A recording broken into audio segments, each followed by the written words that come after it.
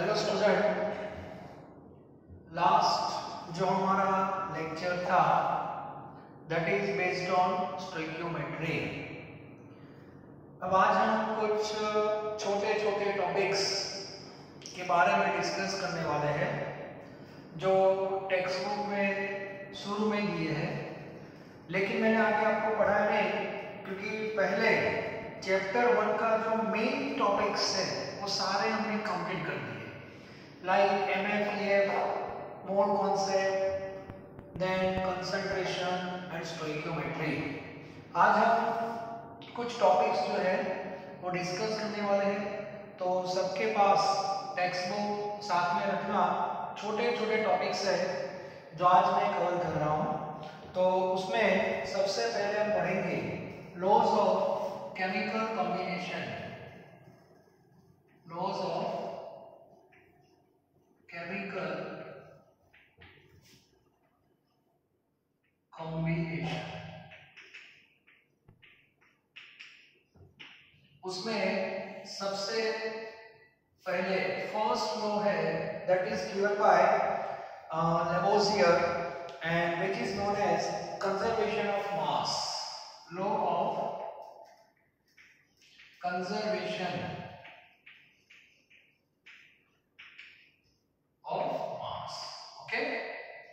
Simple law है। इसका meaning क्या होता है, केमिस्ट्री का कोई भी रिएक्शन हो वो इस लो को फॉलो कर रहा है। इसमें रिएक्टेंट और प्रोडक्ट का कॉम्बिनेशन होता है, तो इसका मीनिंग क्या होता है, total mass of reactant, total mass of reactants that is equal to total mass of product. इसका मीनिंग क्या होता है, आपने जितना इनपुट लिया है उतना ही आपको आउटपुट मिलेगा। इट मीन्स एक सिंपल मैं एग्जांपल दे रहा हूं, एमसीक्यूज फॉर्मेट में आएंगे। For example a plus b gives c plus d, clear. तो टोटल मास यहां पे जितना होगा इतना ही मास यहां पे होगा, that is conservation of mass. For example mass of A that is 20 gram and that is given, and mass of B that is 50 gram. It means 20 gram of A combined with 50 gram of B, so total mass of the reactant that is 70 gram. Okay, now we have two product, so mass of C that is 10 gram, that is given, so what is the mass of D? Now see the statement, total mass of reactant that is equal to total mass of product। तो left side कितना मास है total 70 ग्राम, तो right hand side में 70 ग्राम होना चाहिए। तो already 10 ग्राम आपको दे दिया है, तो डी का कितना होगा, दैट इज 60 ग्राम। क्लियर। तो ऐसे क्वेश्चन आ सकते हैं यदि आपका लक अच्छा है तो। Clear. So this is conservation of mass. Another law second that is law of definite proportion, law of definite proportion.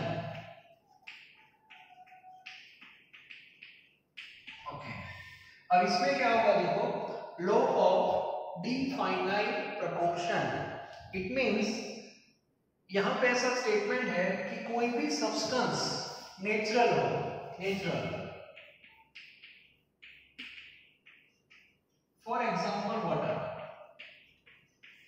Water जो है वो हमें नेचुरल मिल रहा है ऐसा हम बोल सकते हैं, in the form of rain और व्हाटएवर।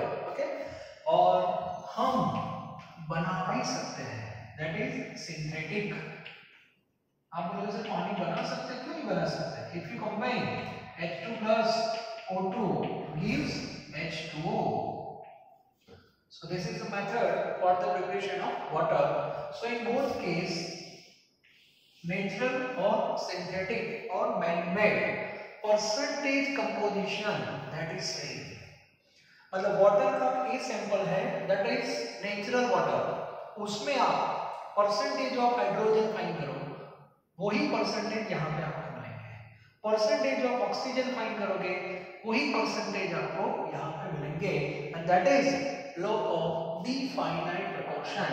मतलब सैंपल कोई भी हो, मैनमेड हो या नेचुरल हो, percentage of element that is same. बहुत सिंपल है। Okay, so this is the second law. मतलब सारे लॉ जो है वो केमिकल रिएक्शन जितने भी हमारे हैं उसमें सारे लॉ फुलफिल हो रहे हैं, इसके बारे में है। चलो इसके बाद एक लॉ है and that is very important for MCQ, and that is law of multiple proportion. Yes, third one that is very important. Third जो है that is very very important and that is law of multiple proportion. Okay, third.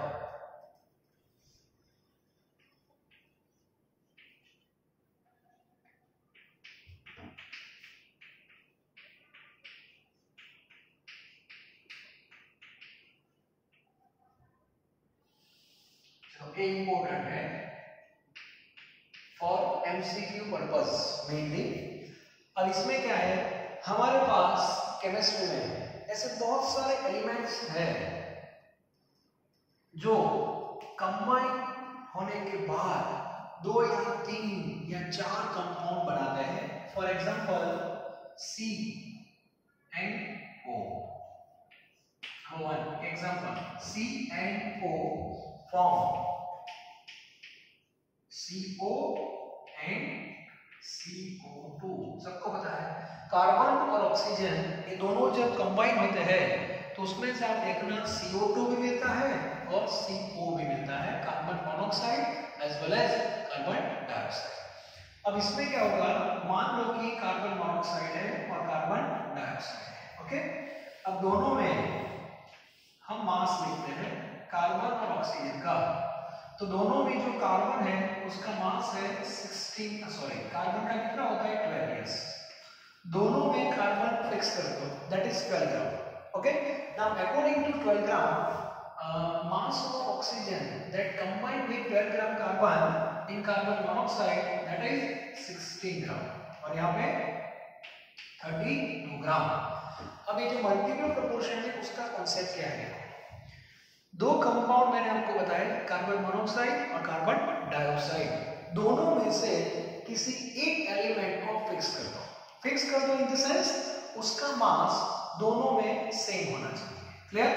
तो ये दोनों में carbon का जो मास है that is 12 gram and that is fixed. Okay, अब दोनों में 12 ग्राम फिक्स हो गया तो सामने जो ऑक्सीजन है दैट इज 16 एंड 32 रिस्पेक्टिवली। तो ये जो डेटा है that is in multiple proportion, मतलब ये जो प्रोपोर्शन आएगा that is in whole number. Okay, like 1:2। Yes, मतलब यहाँ पे जो प्रोपोर्शन हम लिखेंगे that is never in fraction, like 1.5 2.5 like this. यहाँ पे आप देखना ये जो प्रोपोर्शन आएगा that is 1:2, 2:1, 2:3, 3:2 like this. Okay, and this is a law of multiple proportion. कोई भी एग्जांपल ले लो, another example N nitrogen and oxygen form, ये तो बहुत सारे बनाते हैं, nitric oxide then NO2 for example, अभी मैं 2 दे रहा हूँ। ओके, तो इसमें आप देखो कोई भी एग्जांपल होता है nitrogen and oxygen, in nitric oxide mass of nitrogen that is 14 and here also 14, तो दोनों फिक्स हो गए 14 14। अब सामने देखो ऑक्सीजन यहाँ पे 16 है, यहाँ पे 32 है, तो 16 32 दैट इज आल्सो 1:2। क्लियर? तो ऐसे बहुत सारे एग्जांपल है and that is law of multiple proportion. Sulphur and oxygen form sulphur dioxide and sulphur trioxide, वो भी आप लिख सकते हो। Okay, then hydrogen and oxygen form H2O and H2O2 hydrogen peroxide. मतलब एक एलिमेंट का मास कॉमन होना चाहिए, फिक्स, और उसके सामने जो दूसरा एलिमेंट कंबाइन हो रहा है दोनों में, वो मल्टीपल में होता है। क्लियर? तो मल्टीपल प्रोपोर्शन है। अब इसके जो क्वेश्चंस आते हैं, मैंने इंपॉर्टेंट लिखा है, इंपॉर्टेंट फॉर एमसीक्यू। अब वो क्वेश्चन का फॉर्मेट कैसा होगा वो मैं आपको बता रहा हूँ। ओके, तो इसको टेबल बोलते हैं। ए 12 ग्राम कार्बन का टेबल है, ए 14 ग्राम नाइट्रोजन का टेबल है, and according to 12 gram mass of oxygen, according to 14 gram mass of oxygen, you can find out. Okay, अभी जो क्वेश्चंस आते हैं एग्जाम में, इसका फॉर्मेट कैसा है वो मैं आपको बता दूं। फॉर्मेट क्या है? तो फॉर्मेट बहुत सिंपल है। देखो, सबसे पहले क्वेश्चन लिख रहा हूं मैं, question. Okay, how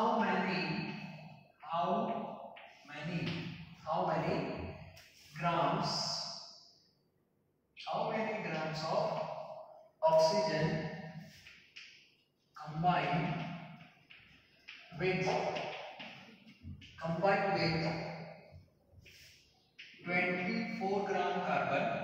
24 gram carbon in CO and CO2 respectively. Question. Okay, and option A, that is 16, 32. Option B, 32, 64. Option C, 32, 16, and option D, 64, 32. Clear? Now see the question again. How many grams of oxygen combined with 24 gram carbon? 24 gram carbon in CO and CO2. Clear? तो सबसे पहले ऐसे question में method में आपको बता रहा हूँ, टेक्स्ट बुक में कुछ नहीं है, मेथड में आपको बता रहा हूँ ये एमसीक्यू कैसे आपको सॉल्व करना है। तो सबसे पहले आप टेबल बनाओ, आगे जो मैंने बताया था उस फॉर्मेट में, CO और CO2 का। तो कार्बन मोनोऑक्साइड यहाँ पे लिखो और यहाँ पे कार्बन डाइऑक्साइड। क्वेश्चन बाद में पढ़ना, पहले आप टेबल बनाओ। यस, कार्बन है, oxygen. Now tell me, CO और CO2 में दोनों में कार्बन 12 ग्राम है, and according to 12 gram mass of oxygen 16 है 32। तो ये जो आपका टेबल है वो कितने ग्राम कार्बन का है? दैट इज 12 ग्राम कार्बन, और सामने जो 1632 मास है that is according to 12 gram carbon.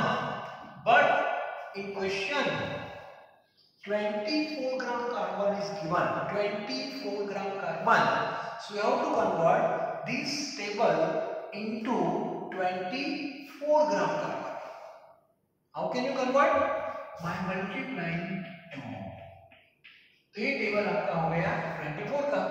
तो सामने भी चेंजेस आएंगे कि नहीं? तो यहाँ पे भी 16 into 2 आएंगे, यहाँ पे भी 13 into 2।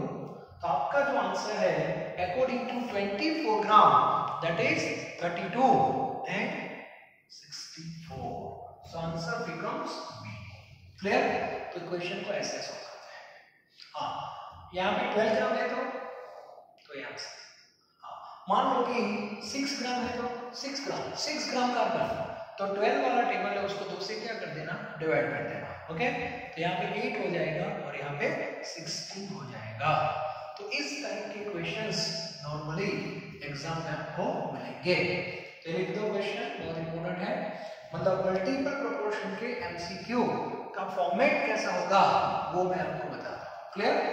Next, second question, how many grams of oxygen combined with 16 ग्राम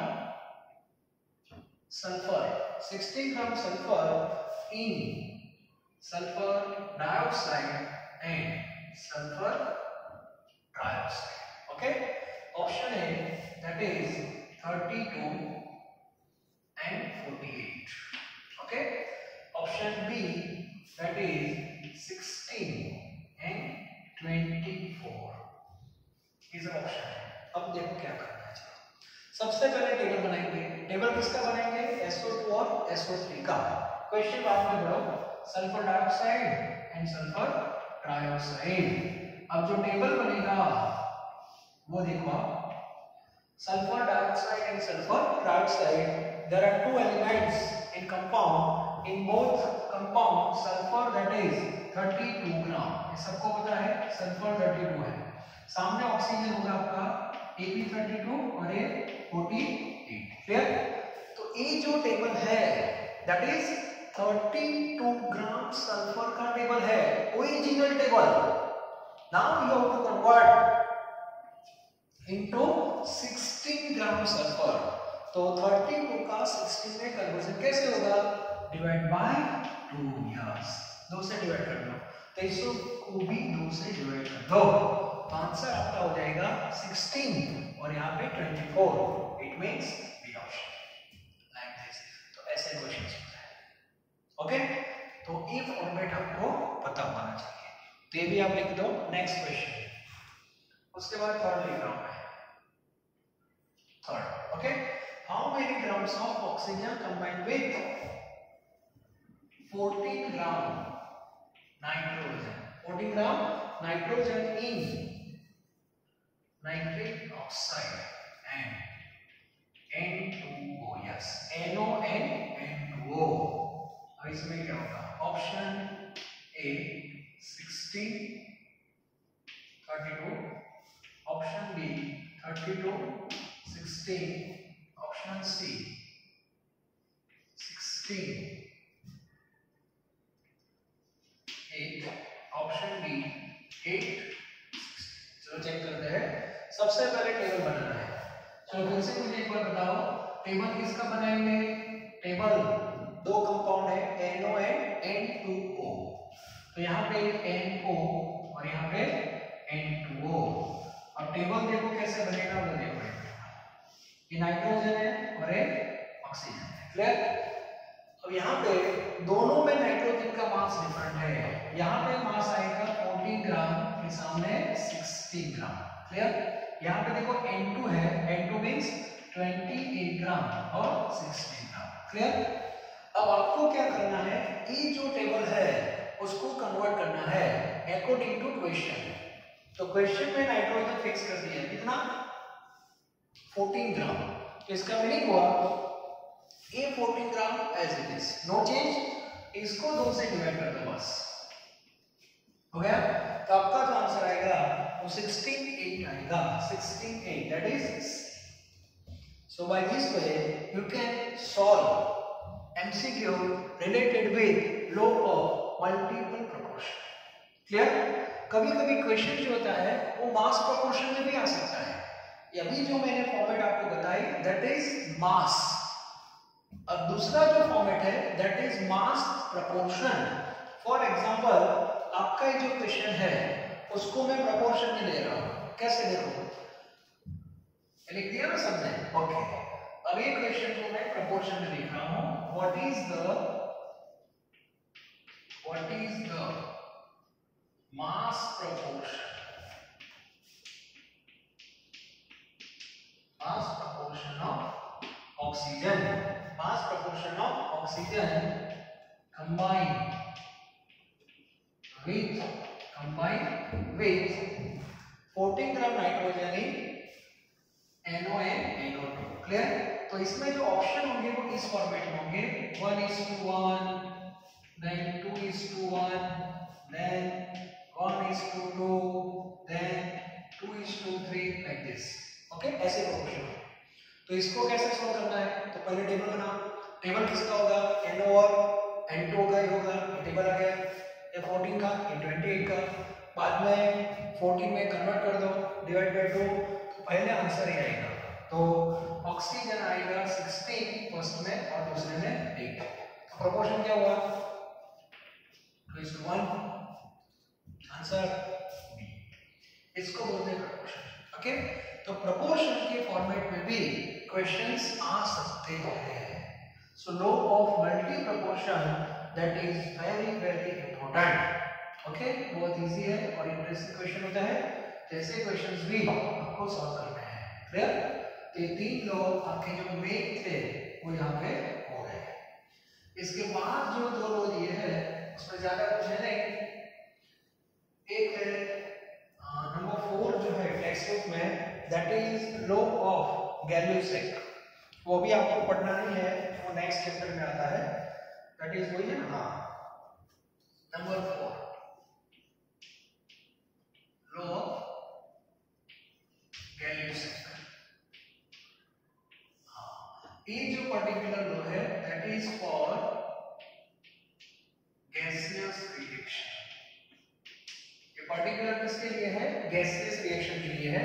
मतलब रिएक्शन में सारे कंपोनेंट गैसियस फॉर्म में होने चाहिए। For example H2 gas plus O2 gas gives H2O gas. Okay, तो यहाँ पे 2:1:2। तो ये जो प्रोपोर्शन है इसको आप मोल प्रोपोर्शन भी लिख सकते हो। Mole proportion equivalent to volume proportion. Mole proportion equal to volume proportion if T and P are same। T and P are same, इसका मीनिंग टेम्परेचर एंड प्रेशर यदि सेम है तो मोल प्रोपोर्शन को हम वॉल्यूम प्रोपोर्शन लिख सकते हैं। और ऐसा हमने स्टोइकियोमेट्री में अप्लाई किया है इसको। एक क्वेश्चन था एक्सरसाइज में, याद होगा, ये सेम क्वेश्चन था 10 वॉल्यूम 5 वॉल्यूम वाला। तो उसमें मैंने डायरेक्ट रिलेशन अप्लाई किया था। एक्चुअली ये तो मोल का रिलेशन है, मोल और वॉल्यूम दोनों सेम हो जाएंगे in that condition, and that is actually law of Gay-Lussac. ये भी आपका क्लियर होना चाहिए।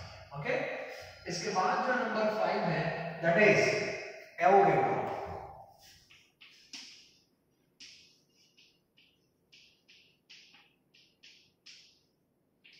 एवोगैड्रो लॉज है, एवोगैड्रो नाम तो आपने सुना ही है। अब एवोगैड्रो लॉ क्या है एग्जैक्टली? ओके, तो इसका मीनिंग बहुत सिंपल है, फॉर डिफरेंट गैसेस। आपके पास डिफरेंट गैसेस है, okay, for example X2 and Y2 for different gases having same temperature, same P मतलब sorry same pressure, having same temperature and same pressure, number of molecules are same in same volume। इसका meaning क्या हुआ? आपके पास gas के 2 sample है, for example X2 and Y2। बहुत simple है, X2 and Y2 दोनों गैस का टेम्परेचर सेम है, दोनों का प्रेशर सेम है और दोनों का वॉल्यूम भी सेम है। In that case both gas having same number of molecules, same number of molecules। तो ये कॉन्सेप्ट आपका क्लियर होना चाहिए। ओके, तो ये एवोगैड्रो लॉ है, सिंपल। और इसके बाद एक लॉ है, इसके साथ कनेक्टेड नहीं है लेकिन आपको पता है, दैट इज डाल्टन्स लॉ। अब डाल्टन के बारे में चैप्टर नंबर 2 जो हमारा था उसमें हमने डिस्कशन कर लिया है। एटम इज इंडिविजिबल, सारे कॉन्सेप्ट, कोई भी एलिमेंट आप ले लो, all atoms are same regarding size and properties. Okay, when 2 element combine together then we have compound, so element lose its property। ये सब हमने पढ़ लिया है and that is given by Dalton। तो उसके 4 या 5 पॉइंट्स जो है टेक्स्ट बुक में वो आपको लर्न करने हैं, and that is Dalton's atomic theory। और बाद में एक्चुअली क्या है वो आपको पता है। तो इतने लॉज जो मैंने आपको पॉइंट्स बताए उसमें सबसे ज्यादा important law of multiple proportion है, तो वो आपका क्लियर होना चाहिए। ओके, तो ये पार्ट आपका कंप्लीट हुआ। अब हम एक दूसरे टॉपिक पे जा रहे हैं। टेक्स्ट बुक सबके पास है, आपको पता है कि क्वांटिटी की कौन सी मेथड हम यूज करते हैं? मोल, लेटेस्ट। लेकिन उससे पहले जो हिस्ट्री थी, पहले मैंने आपको नहीं बताई थी क्योंकि हम प्रेजेंट में रहना चाहते हैं। क्लियर? फिर भी टेक्स्ट बुक में कुछ हिस्ट्री दी है कि जब मोल का कॉन्सेप्ट नहीं था तब ये लोग क्या करते थे। ठीक है, तो उसके बारे में थोड़ी इंफॉर्मेशन हम ले लेते हैं। तो वो एक्चुअली हिस्ट्री है, 1 मिनट। तो उसके लिए सबसे पहले atomic mass, okay, atomic mass का एक टॉपिक दिया है, एटॉमिक मास। अब मुझे बताओ what is the meaning of atomic mass? Mass of atom, simple, okay. तो एटम का जो मास होता है that is called atomic mass. अब सिंगल एटम हम नेकेड आई से देख भी नहीं सकते हैं, तो उसका मास कैसे मेजर करेंगे? तो फर्स्ट पॉइंट याद रखना, mass of atom, mass of atom measured by mass spectroscopy, याद रखना, मास स्पेक्ट्रोस्कोपी। तो आपके दिमाग में एक वर्ड आना चाहिए, किसी भी सिंगल एटम का मास आपको फाइंड करना है तो एक मेथड है that is called mass spectroscopy. Instrument होगा, वहां से आपको सिंगल एटम का मास मिल सकता है, that is in gram. Clear? लेकिन ये जो वैल्यूज आ रही थी, वैल्यू कितनी छोटी वैल्यू होगी? 10 के पावर में होगी, सिंपल, माइनस पावर में होगी। हाँ, अब ऐसी वैल्यू को साथ में लेके घूमना, मैथमेटिकल जो कैलकुलेशन है वो बहुत ही टफ हो जाता है। ठीक है, लेकिन आंसर हमें मिला, नो डाउट। अब केमिस्ट्री में एटॉमिक मास, किसी भी एटम का एटम इंडिविजुअल वैल्यू हो गई, हर एक एटम की इंडिविजुअल वैल्यू है, और सबका आंसर जो आता था वो 10 के पावर में -23 ग्राम, 1.2, 1.3, 10⁻⁻23, -24, -25 लाइक दिस। तो हर एक एटम का मास ऐसे डिफरेंट आ रहा था, और जो फिगर था, फिगर दैट इज कॉम्प्लिकेटेड, उसको यूज करना बहुत ही कॉम्प्लिकेटेड था। तो इन लोगों ने एक मेथड बनाया with respect to other elements. तो सबसे पहले उन्होंने क्या किया, पूरे केमिस्ट्री में बहुत सारे एलिमेंट्स थे, उसमें से टारगेट लिया, पर्टिकुलर कार्बन। अब कार्बन के दो आइसोटॉप्स मेन हैं, C12 एंड C14। तो उसमें से जो C12 आइसोटॉप है उसको स्टैंडर्ड दिया। देखो क्या किया, इन्होंने एक रिलेशनशिप डेवलप की है, इंटरेस्टिंग रिलेशनशिप। जैसे हम बोलते हैं ना 100 centimetre is equal to 1 metre, तो ऐसा एक रिलेशन यहाँ पे हम सेट कर रहे हैं with the help of C12 atom. याद रखना। चलो, तो C12 को स्टैंडर्डाइज कर दिया। अब इन्होंने क्या किया कि मान लो कि एक एटम है, इतना बड़ा नहीं होता, लेकिन एक एटम है, वन एटम ऑफ C12। याद रखना, C12 का एक सिंगल एटम है, फॉर एग्जांपल, ओके। अब इसके 12 पार्ट्स हो जाए, कितने पार्ट हो गए? 12, छोटे छोटे पार्ट हो गए कि नहीं? अब ये जो मास स्पेक्ट्रोस्कोपी है वो सिंगल एटम का तो मास देगा कि नहीं? सिंगल एटम का मास तो देगा। तो सिंगल एटम का जो मास आता है इसको 12 से डिवाइड कर दिया, मतलब इतने पोर्शन का मास आएगा। ओके, तो ये जो मास है, mass of 1/12 part of C12। बात समझ आ रही है? हाँ, इतना पोर्शन, ये पूरा 1 एटम है, माइंड सेट कर देना, ये पूरा एक सिंगल एटम है, सिंगल एटम के 12 पार्ट मैंने बना दिए, और एक 12th पार्ट है, mass of 1/12 part of C12 is equal to 1 AMU। Yes, मतलब एक नंबर दिया, इतना मास जो है इसको बोलेंगे 1 AMU। और ये मास हम फाइंड कर सकते हैं। कैसे? तो स्पेक्ट्रोस्कोपी से सिंगल एटम का मिलेगा और सिंगल एटम का जो मास आता है उसको 12 से क्या कर दो, डिवाइड कर दो। तो ये जो वैल्यू आ रही है, ये जो value I that is 1.66, exact value मैं आपको बता रहा हूं, 1.66056 into 10 raised to minus 23 gram. Sorry, 24 gram. Sorry, 24 gram, and this is equal to 1 AMU. Yes. So this is a relation between gram and AMU. इसकी जरूरत क्यों पड़ी? मैं पहले बता रहा हूं, ग्राम में जो आंसर आ रहा था वो इस फॉर्मेट में आ रहा था। कोई भी एटम आप ले लो, सिंगल एटम, तो टिपिकल नंबर था। अब टिपिकल नंबर को सिंपल नंबर में कन्वर्ट करना है तो AMU में हम कर सकते हैं। तो पहले 1 AMU को डिफाइन करना पड़ता है। What is the meaning of 1 AMU? तो 1 AMU की डेफिनेशन क्या हो जाएगी? 1 AMU that is mass of 1/12 part of C12, और ये वैल्यू इतनी है फिक्स। तो ये रिलेशन आपको हेल्प करेगा to convert gram into AMU। For example हम हाइड्रोजन की बात करते हैं। Okay, mass of H, mass of hydrogen. अब हाइड्रोजन का मास कहां से निकाला? स्पेक्ट्रोस्कोपी से।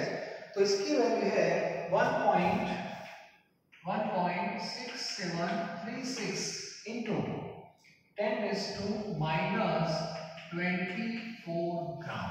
अब मुझे बताओ, ये वैल्यू को साथ में लेके घूमना इन फ्यूचर न्यूमेरिकल में आप आगे बताओगे। तीन लोगों ने ये वैल्यू जो थी उसको AMU में कन्वर्ट कर दिया बाय यूजिंग दिस रिलेशन, और रिलेशन हम जो लाए हैं वो C12 से लाए हैं। बात समझ आ रही है? ओके, तो क्या करेंगे, इतने ग्राम है तो इतना MU, तो इतने में कितना, इन शॉर्ट आपको इसको डिवाइड करना है। क्लियर? इतना ग्राम है 1 MU है, therefore 1.6736 into 10 raised to minus 24 ग्राम। इतना मतलब आपको करना क्या है, ये जो फिगर है माइनस 24 ग्राम, इसको डिवाइड करना है किस नंबर से? 1.66056 into 10 raised to minus 24। Yes, hydrogen का कितना है वही है, और इसका लिखा हुआ है ग्राम पर AMU, और AMU मींस 1 AMU। ग्राम कन्वर्ट हो जाएंगे, आपका जो आंसर है दैट इज 1 AMU। और आपको पता है ये दोनों की वैल्यू ऑलमोस्ट सेम नहीं है, और हाइड्रोजन का मास हम अभी क्या लेते हैं, 1 ही लेते हैं। अभी हम 1 ही लेते हैं, याद है ना आपको? अभी हम लेते हैं ग्राम पर मोल लेते हैं, लेकिन पहले वो 1 AMU था। अभी AMU को कन्वर्ट कर दिया ग्राम पर, वो बाद में बताता हूं। पहले जब मोल का कॉन्सेप्ट नहीं था तब मास AMU में था।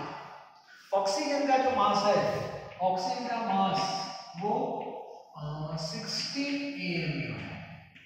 आपको क्या लगता है स्पेक्ट्रोस्कोपी में 16 आंसर आएगा? नो, स्पेक्ट्रोस्कोपी में जो आंसर आएगा, मास स्पेक्ट्रोस्कोपी में ऑक्सीजन का जो आंसर आएगा वो A फॉर्मेट में आएगा, ऐसे टिपिकल नंबर होगा, और इसको A नंबर से क्या कर दो, डिवाइड कर दो, तो आंसर आएगा 16। नाइट्रोजन जिसका 14 लिखते हैं, आपको क्या लगता है स्पेक्ट्रोस्कोपी से 14 आंसर आएगा? नो, वो ग्राम में आएगा, इसको A नंबर से डिवाइड कर दो बस। हर बार ग्राम को AMU में कन्वर्ट करना है तो A नंबर से डिवाइड कर देना बस। और ये रिलेशन कहां से आया? C12 का हमने यूज किया था एज अ रेफरेंस, तो ये आपको पता होना चाहिए। Okay, so this is a concept about atomic mass. Clear? In 19th century, before mole concept, जब मोल कॉन्सेप्ट नहीं था तब की ये बात है। Is it clear?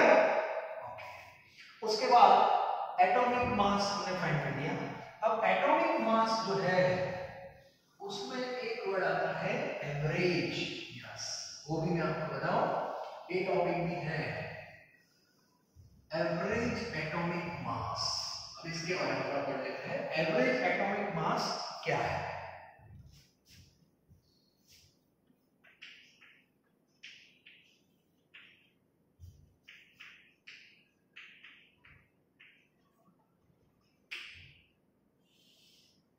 Average atomic mass, okay. अब आपको पता होगा जब हम एटॉमिक मास लिखते हैं तो जब क्लोरीन का लिखते हैं तो आप आंसर लिखते हो 35.5। अब मुझे बताओ एटॉमिक मास फ्रैक्शन में थोड़ी होगा, फिर भी फ्रैक्शन में आ रहा है, इसका रीजन क्या है तो वो मैं आपको बताऊं। तो देखो केमिस्ट्री में कॉन्सेप्ट तो सबने पढ़ा है, आइसोटॉप्स पढ़ा है कि नहीं? ओके। अब ये हमारा जो क्लोरीन है, क्लोरीन इसके दो आइसोटॉप्स, आइसोटॉप्स क्या है वो हमने चैप्टर नंबर 2 में पढ़ लिया है, ओके। तो क्लोरीन के दो आइसोटॉप्स हैं, क्लोरीन 35 और दूसरा है क्लोरीन 37। जब हम क्लोरीन का सैंपल लेते हैं, 37 मतलब न्यूट्रॉन चेंज हो गए, ओके। जब हम क्लोरीन का सैंपल लेते हैं तो उसमें 35 भी होता है और 37 भी है। Now see the proportion after analysis, 35 found to be 75% and this becomes almost 25%। ये मैंने राउंड ऑफ ले लिया है, मतलब जब एनालिसिस हुआ तो 35 वाले क्लोरीन 75% है, 100 है मान लो कि 75, 35 वाले होंगे और 25 जो है दैट इज 37। प्रोपोर्शन में आपको जाना है, इन दोनों का प्रोपोर्शन आपको देखना है, दैट इज 3:1। देख सकते हैं कि नहीं? अब मुझे बताओ ये 25% को आप निग्लेक्ट कैसे कर सकते हो? नहीं कर सकते। 25% को आप निग्लेक्ट नहीं कर सकते, and for that we have to consider average। अब एवरेज हम कैसे फाइंड करते हैं वो आप देखो, okay. Average atomic mass, average atomic मास, ओके। तो इसकी फॉर्मूला देखो कैसे करेंगे, सिंपल ये। चलो मुझे बताओ कि 35 वाले कितने हैं? 75% है, सो 35 into 75 प्लस, ओके। 37 वाले कितने हैं? 25, सो 37 into 25 अपॉन 100। तो आपका जो आंसर है that becomes 35.5 and that is average. Clear? दूसरी भी एक मेथड है और average atomic mass, average atomic mass that is equal to based on proportion. Proportion में आपको जाना है, सो 35 into 35 वाले 3 प्रोपोर्शन में 37 into 1 डिवाइड बाय, इसमें परसेंटेज का एडिशन किया था दैट इज 100 और यहाँ पे प्रोपोर्शन का एडिशन करना है that is 3 + 1 and that is 4। तो आपका आंसर आएगा 35.5। ऐसे क्लियर?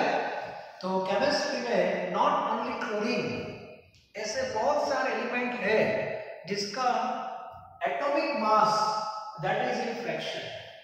तो फ्रैक्शन में आंसर क्यों आ रहा है, इसका रीजन दैट इज आइसोटॉप्स, और इसमें हम आइसोटॉप को निग्लेक्ट नहीं कर सकते। आपको पता है हाइड्रोजन के 3 आइसोटॉप है, 1H1, 1H2 and 1H3। This is protium, this is deuterium and this is tritium। तो जो प्रोटियम है उसके परसेंटेज अराउंड 99% है। अब मुझे बताओ इन दोनों का परसेंटेज बहुत कम है, 1%, और इसीलिए जब हाइड्रोजन का एटॉमिक मास हम लिखते हैं तो ये लिखते हैं दैट इज 1।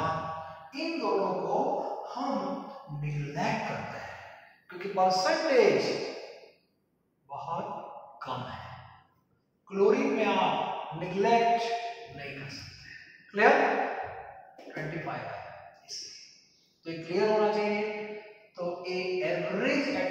मास का कॉन्सेप्ट है और इसके न्यूमेरिकल एमसीक्यू आते हैं एग्जाम में, तो ऐसे इसको सॉल्व करना है। जो आइसोटॉप्स का डेटा होता है वो या तो परसेंटेज में दिया होगा या तो प्रोपोर्शन में दिया होगा, दोनों ऑप्शन मैंने आपको बता दिए हैं, ठीक है। क्लियर होना चाहिए। टेक्स्ट बुक यदि आपके पास है तो एवरेज एटॉमिक मास का टॉपिक देखो, उसमें जो एग्जाम्पल दिया है पेज नंबर 14 पे वो कार्बन का है। See table, there are 3 isotopes of carbon, C12, C13 and C14. Now see the percentage, C12 98.892, it means 99 almost, और बाकी दो बहुत कम है, और इसीलिए हम पता है आपको कि कार्बन का जब हम एटॉमिक मास लिखते हैं वो 12 लिखते हैं, बाकी के दो है उसको हम निग्लेक्ट कर देते हैं, इसलिए तो ये भी कॉन्सेप्ट आपका क्लियर होना चाहिए। इसके बेस पे एक्सरसाइज देखो, मैं आपको थोड़ा बता दूं, आइडिया दे दूं।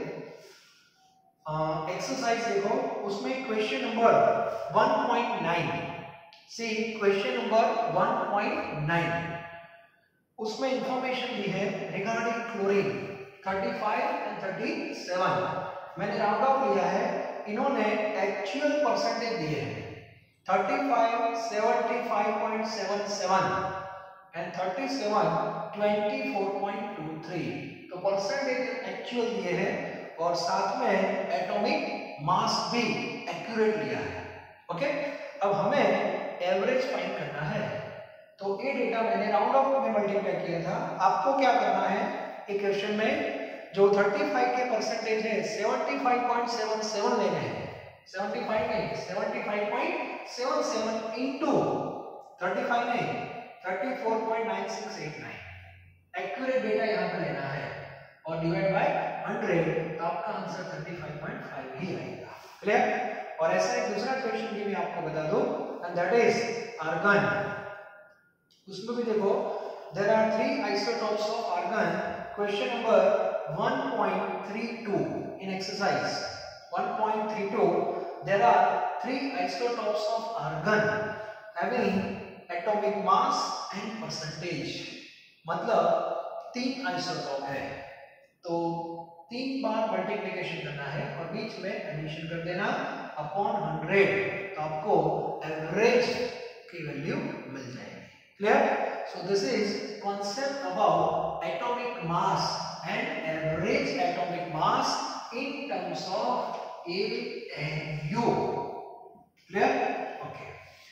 अब एटॉमिक मास आपका क्लियर हो गया, तो मोलर मास भी फाइंड कर सकते हैं। तो मोलर मास जैसे H2O का मोलर मास फाइंड करना है, तो आंसर क्या लिखते हैं हम, 18 AMU ऐसे।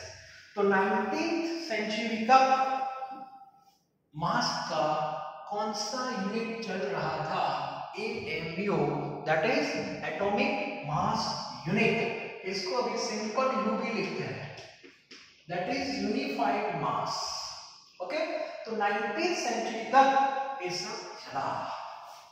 दूसरा एक मास है फॉर्मूला मास, जो मैंने आगे ऑलरेडी डिस्कस कर दिया है बेस्ड ऑन एम्पिरिकल फॉर्मूला, तो वो हम डिस्कस नहीं करेंगे अभी, आयोनिक के लिए ज्यादा यूज होता है। अब हम बात करेंगे 20th सेंचुरी की, और वहां पे कॉन्सेप्ट आया मोल, और मोल क्या है वो मैंने आपको बता दिया था।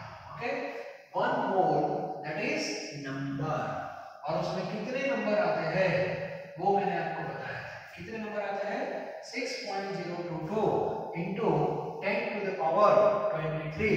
ये नंबर कहां से आया वो हम पढ़ेंगे। ओके, चलो लेटेस्ट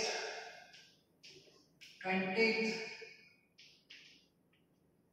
सेंचुरी, चलो मुझे बताओ 1 AMU को आइडेंटिफाई कैसे किया था। 1 AMU that is mass of 1/12 part of C12।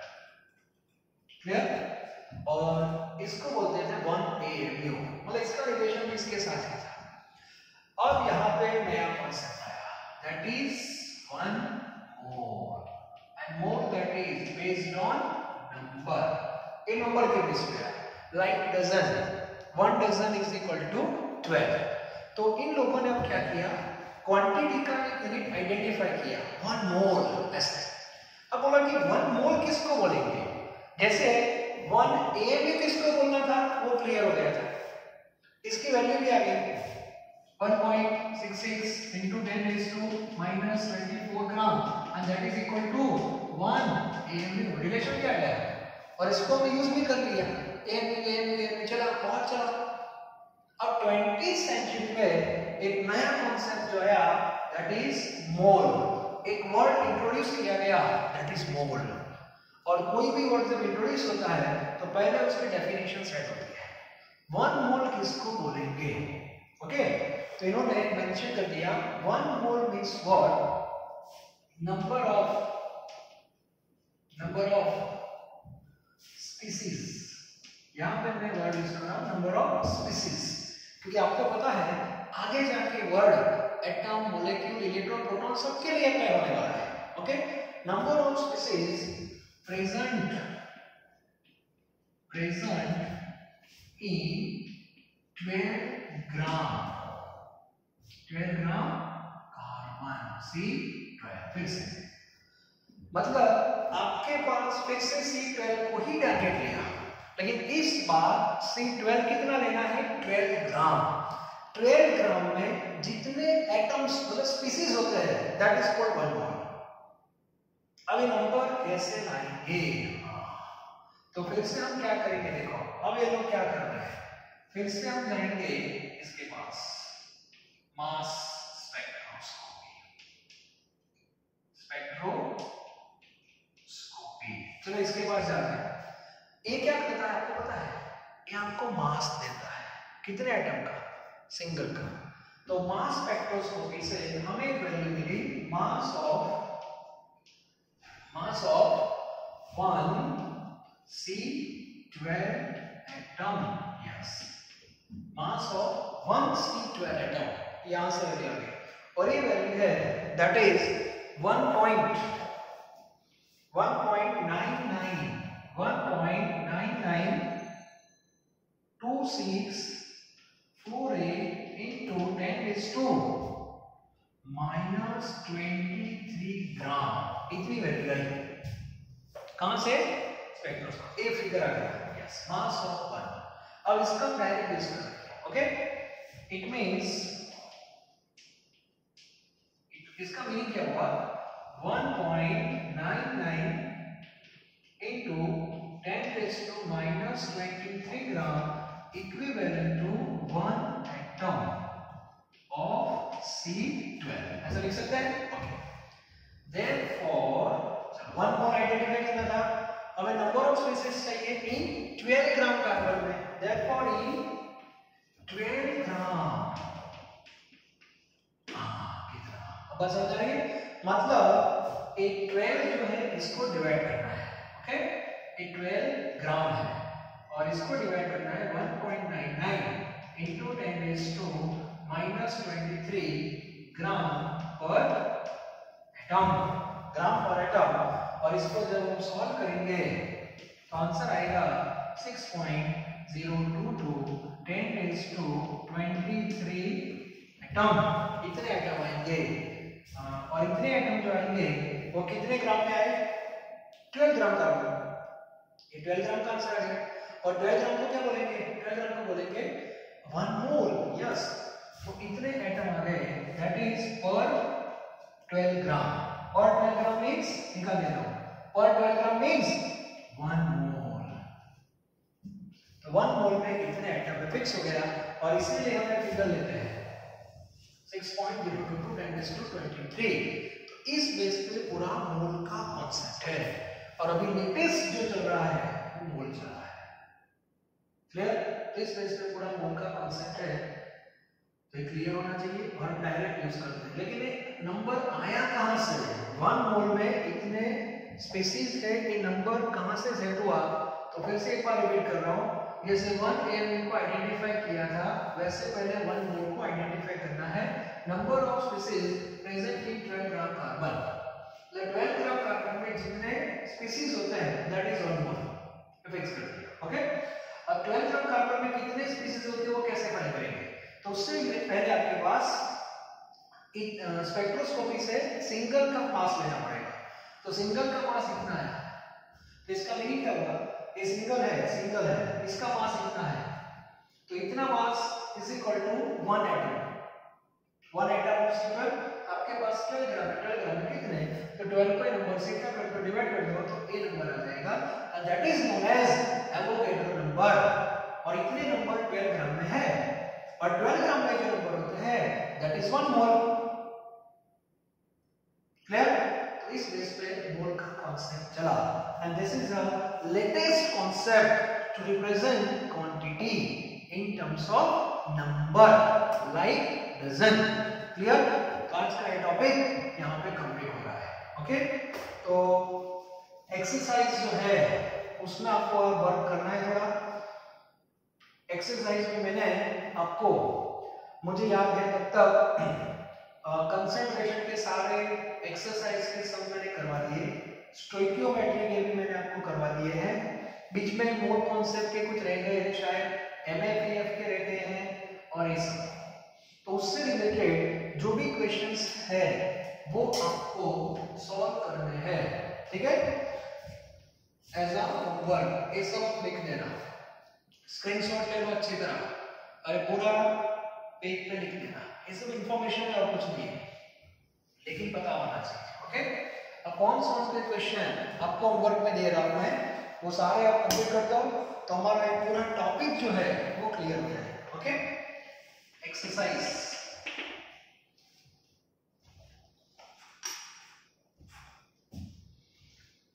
1.1, 1.2, 1.3, तो जो भी रह गया वो सब मैं बता रहा हूँ। 1.3, 1.8, 1.9, एक 1.7 रहेगा बीच में, 1.7,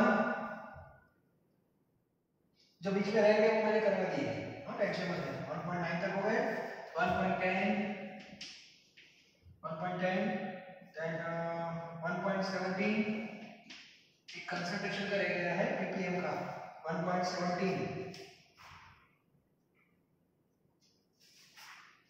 इसके बाद 1.21, कोई ट्राई करो, 1.21, then 1.28, 1.28, 1.30 और 1.32 and 1.33. yes, 1 2 3 4 5 6 7 8 9 10 11 12 13 क्वेश्चंस एक्सरसाइज के आपको चेक कर लेने के बाद। ओके, तो इतने सब आप कर लो। अब चैप्टर 1 जो है उसका हमें एक ही लेक्चर लेना है, जो आगे आगे छोटे छोटे डेफिनेशन है वो सब मैं तो बता दूंगा। ओके, फिजिक्स में आपने ऑलमोस्ट पढ़ा है, फिर भी केमिस्ट्री पॉइंट ऑफ व्यू मैं कुछ डिस्कशन कर दूंगा, तो नेक्स्ट लेक्चर में हम देखेंगे। लेकिन तब तक ये टॉपिक आपका क्लियर होना चाहिए। तो मोल का कॉन्सेप्ट आया, उससे पहले मार्केट में क्या चल रहा था, दैट इज AMU। हिस्ट्री समझ में आ गई? सिंगल एटम को लेकर आप वर्क नहीं कर सकते, तो इसीलिए AMU आया, AMU के बाद आया मोल। तो उसकी पूरी हिस्ट्री आपको पता होनी चाहिए, और AMU का रिलेशन हो या मोल का रिलेशन हो, टारगेट में किस एलिमेंट को लिया था, C12 को लिया था, बस दैट इज फिक्स्ड। ये दो लाइन आपकी क्लियर होनी चाहिए। Okay, thank you very very much.